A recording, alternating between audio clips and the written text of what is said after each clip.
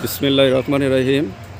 নূরে মদিনিয়া হাফিজিয়া কওমি মাদ্রাসা, সাগরপুর 0 ব্রাক বটতলা, মির্জাপুর, শেরপুর, বগুড়া।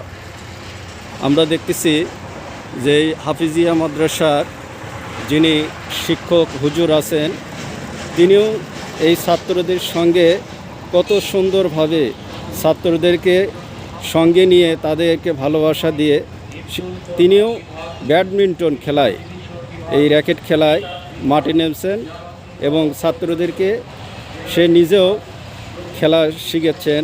এবং এই মাদ্রাসার ছাত্ররাও কেউ পিছিয়ে নেই।